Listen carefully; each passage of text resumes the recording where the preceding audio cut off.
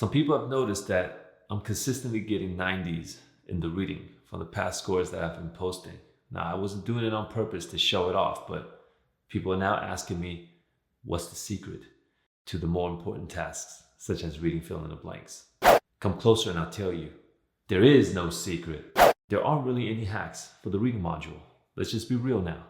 And the reason why I consistently get high scores in the reading is because I'm not changing any techniques, because it's always the same thing. Now, the other modules, the scores will change. And it's because I'm testing different techniques, different hacks for those tasks in the other modules. And that's when the reading would change. It's because maybe I changed the technique for a task in the speaking or in the writing that also affects the reading. That's the only time you'll see the reading score change. But for real though, if we're really able to do an English test and do the fill in the blanks without actually understanding what we're reading or understanding the vocabulary words, shit, then I'll be fluent in multiple languages. Comprende? Now, sometimes people try to memorize all the past repeated questions from the reading fill in the blanks, hoping that it'll also repeat for them on their exam. And sometimes that pays off, except for when it doesn't. And when it doesn't, ask yourself, how many hours did you just waste? Now, we do want to practice with those questions because it's from the exam. But memorization, that's a big ass risk. Now, don't get me wrong, there are techniques for the reading fill in the blanks. However, the techniques will not magically help you understand words that you have never seen before. The techniques will still require you to have fundamentals and understanding of grammar and vocabulary. And those are the things that you want to improve. Those are the things you want to work on in order to perform well in the reading fill in the blanks. My name is Sonny and this is Sonny English. If you're new here, consider subscribing because I provide real tips and tricks on how to get your PTE score. If you want to get your scores assessed, check out my Instagram. Take a look at my profile and I give you information on how to submit your scores for me to assess. Now in this video, I'm going to give you 3 things that you want to focus on in order to improve that reading fill in the blanks. Y'all ready for this? Let's go.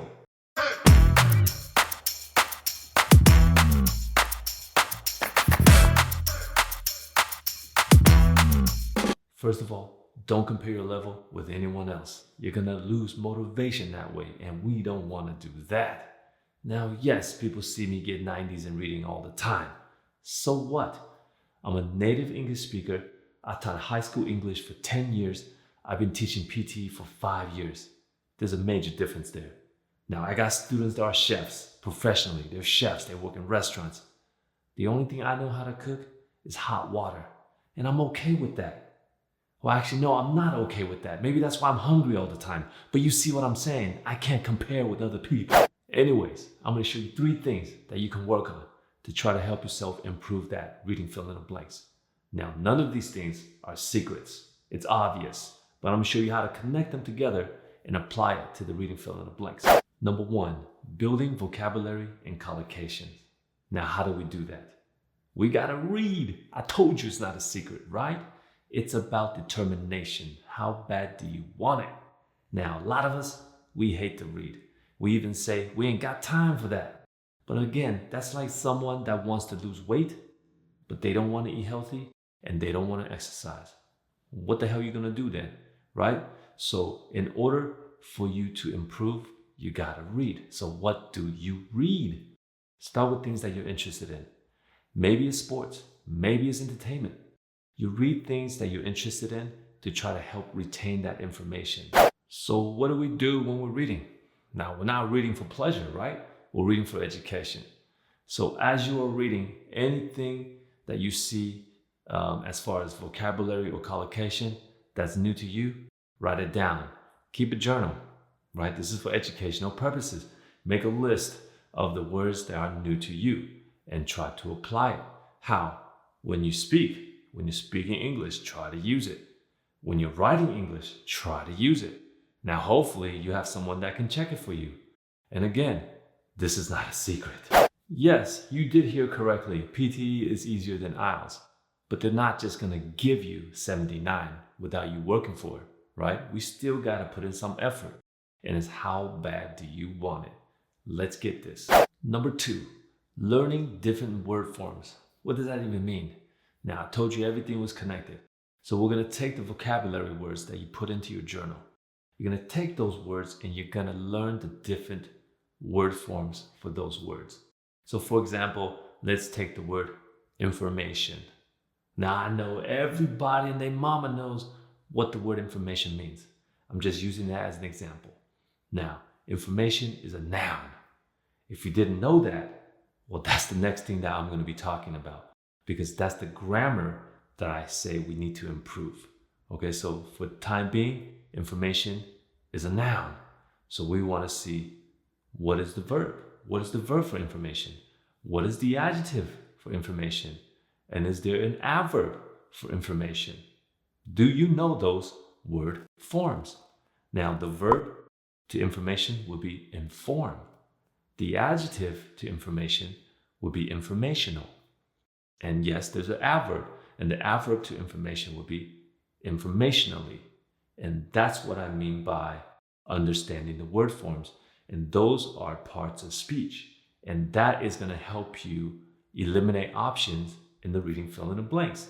And if you didn't know what parts of speech was, that's what I'm going to talk about next. Number 3, understanding parts of speech. Like I said, parts of speech can be used to eliminate options, so you don't pick a word that is absolutely wrong. For example, if you know that the blank needs to be a noun, then you shouldn't be looking at verbs, right? Now, this is still an English test. PTE cannot make up the rules of English. They have to follow it. So by being able to know how a sentence is structured, you will know what's going to go in that blank. For example, let's take a look at this sample question. Now, we only want to focus on the first blank. And you might already know the answer, but we don't care about the answer right now. We care about logic. Some of you might think you're looking for one answer out of 7 options, because there are 7 options. In reality, you don't have 7 options. By looking at this blank, are you able to tell that only a verb can go into this blank? Now, how many verbs do we have? 4. Agreed? Does that mean we have to pick one answer out of these 4 options? Still no. These 4 verbs are not the same. 2 are present tense and 2 are past tense. Can you determine what tense this blank should be? Past tense, right? Why? Because of 1999. That is the past. That means we don't have 7 options. We don't even have 4 options. We have 2 options. If you didn't know the meaning of the words, at least you have a 50-50 chance of getting it correct. And the correct answer is suffered. Some of you already knew the answer just by looking at it, but that's not what we're practicing. We want to understand how we can eliminate options if it came down to not knowing what the words meant. And that's when we applied parts of speech, right? Of course, we want to constantly build vocabulary that will make things even easier. Those are the 3 things that you want to work on to try to help you improve that reading fill in the blanks. And I told you those 3 things are connected. You read to build vocabulary. You use the vocabulary to build the understanding of different word forms. And you use the word forms to better understand parts of speech, which establishes the rules of English. Or you could just memorize all the past exam questions, whichever suits you best. There you go. Thank you for watching. I hope the information was helpful. Even though I was straightforward with you, no gimmicks. I didn't say anything about you getting 90s with this secret method. Nope, I said you need to work for it, and that is the truth. And a lot of times people think there's a secret technique to get the scores for the reading. Nah, not for the reading, okay? I'm keeping it as real as I can. Once again, my name is Sonny, and this is Sonny English. Remember to subscribe if you want real tips and tricks on how to get that PTE score. Don't forget to check out my other tutorials. Drop me a like and a comment below, and I'll see you on the next one. Peace.